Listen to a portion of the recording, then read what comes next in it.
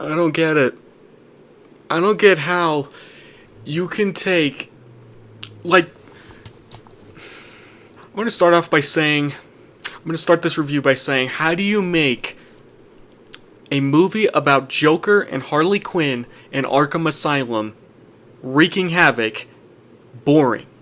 And it's a musical. How do you make that concept boring, or how do you fumble so badly? I'm at a loss of words, honestly. So let me just give my first opinion on the first Joker movie from 2019. God, that feels like such a long time ago. Now, I'm going to be honest, I did not like the first Joker movie. It took me, I'm not even kidding you, at least 2.5 years to even fully appreciate the film. And you want to know who got me to appreciate it? One of my very good friends in not a journalism class, a creative, not even creative writing. Oh my god, what was the class? English college comp. He wrote something on the Joker movie, and we got to talking about it, and that's the only reason why I grew to like it. But otherwise, I thought the first Joker movie was just so hammered in and hampered in that I seriously just went like, I don't get the hype. I loved Joaquin Phoenix's performance. I loved how the film looked. I mean, it sounded pretty good. The music was on point. The acting was phenomenal. Why did I hate it? I just did not like the story and the overall message they were going for. Well, it beat you over the head with it. So, when I walked out of that theater, I literally just said and just sighed, I hated this film. And it took me 2.5 years to even consider the first movie even remotely good. I still struggle watching that film because there are so many things I don't like about it, but I still have a soft spot for it. Like, it's entertaining. In the end, I do really like it. But boy, do I have an even bigger soft spot for it. In fact, I dare even say I probably would go on record by saying I love the first movie compared to this.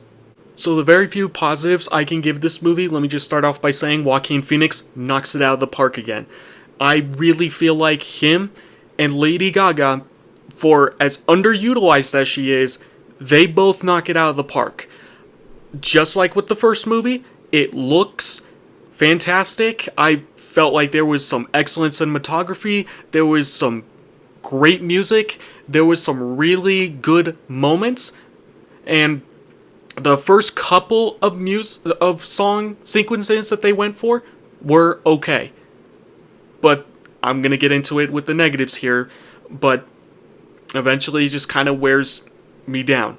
And I really felt like I was on board for the first maybe 15, 20-ish minutes.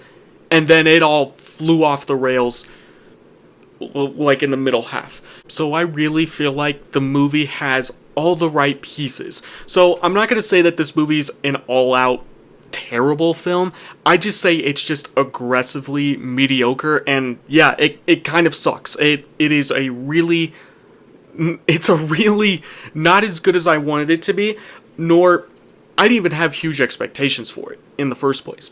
But I was really thrilled to find out, like, okay, they're bringing in Harley Quinn. They're making it a musical. That could work. I know a lot of people did not like that. I felt like that could work. And, it's all in Arkham Asylum.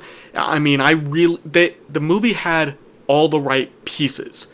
But they did not allow this to just marinate a little bit or cook it. I really feel like if they delayed this, or better yet, if they started filming or just rewrote the script, it probably would have been a little bit better. And yeah, this movie was not kidding with the musical sequences, because, oh my god, it just seems like every 10, 15 minutes, I dare even say maybe even 5 minutes, they hit you with a new song. And even though the first couple of songs weren't sung very well, which is, I'm guessing, pretty intentional, eventually it just wore me down. It really just started to just dawn on me like, oh, were still going with this. And yeah, they were not kidding when they say this is literally a jukebox musical, because every 5-10 minutes they would throw in a new song. It got to the point where I was so close on just going like, stop singing. Stop. And not just the musical sequence, the story for this, I mean, it didn't help with the fact that the story was aggressively repetitive. I mean, it continues after the first movie, naturally, and it talks about Arthur's crimes, and I also just felt like this movie couldn't really figure out what it wanted to do. I mean, it's a good idea, but the way they executed it was just not handled very well. And yeah, eventually it just got really repetitive, and it got... Thought something was on my glasses, sorry about that. It got to the point where I seriously was thinking, oh my god, I would rather watch the first movie. And I did not like the first movie very much, but walking out, I have a whole new set of appreciation, which my friend who is currently in New Jersey going to school, he will most likely be watching this review on day one I upload this. All I gotta say is, buddy, I love the first movie so much more, and I warn you about seeing the second one. God bless you if you can actually like this movie a whole lot better than me, and I pray that you do, so somehow you can get me to appreciate this film, but I severely doubt it. I'm going to bring it into positives and say that near the end, one character from the first movie, I believe his name is Gary, he has probably my favorite scene in the entire movie, and steals the entire movie for me. It is probably the most standout moment that in this entire film. In fact, I dare even say it probably, if I would call this a franchise, it's probably my favorite moment in this entire franchise, even though I shouldn't be calling this a franchise, because this sequel never needed to happen. But it is such a really good moment and such a phenomenal acting moment for me that I seriously was just like, wow, like, it is so powerful. Like, it is such a good moment, and then the movie just continues. I'm just like, well, crap, now I'm watching the movie again. And for a second there, I was just like, wow, this is good. Is the movie gonna suddenly just really pick up a little bit and just kind of make me appreciate it? And no, it just continues. And I'm gonna say, fans of the first movie, you're gonna really despise this ending. I did not like the ending myself, but if you really like the first movie, you are not gonna like the ending to this movie. I won't spoil it.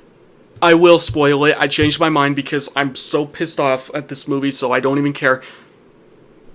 Actually, you know what? I'm gonna change my mind again. I'm not gonna spoil it because I just realized they could potentially get copyright striked, and I don't want to do that. God forbid. I already have 2 strikes on this channel already. God forbid I use over 10 seconds of a YouTube trailer in a video that I'm not even getting paid for. So yeah, I mean, just to wrap this all up, because I'm already ranting long enough as it is, but yeah, if you like the first movie, and I really tried to give this movie a chance, I truly did, and coming from someone that didn't like the first movie, but eventually grown on it, and really went in with little to no expectations, I ignored all the critical reviews. They're right, by the way. If you ever look up what the critics are saying, they are absolutely right for the most part. I don't want to say this is a god-awful, terrible film, but it is just, it's boring. I just don't get how you make a premise like this. Like this, you strike gold with this, and yet they just don't do... I don't want to say like I expected a movie to be a certain way, but if you have these ingredients, I'm just so befuddled on how do you have these ingredients with you, but yet somehow you jack it up. Like, you have all the right ingredients, but yet you just mix it up and it just turns out like this, just this mess of a film. And it's disappointing. It honestly is. I don't even want to recommend it, but enter enter at this film with your own risk, at your own risk, because, oh my god, I don't know where to end with this. Anyway, that's all I wanted to say about it. I really wanted to make this video as soon as I could because I had a lot to say about it, clearly. I have a lot more to say about it, but I just really want to wrap this video up by just bringing up the key moments because, yeah, wow, disappointing. Anyway, that's about it.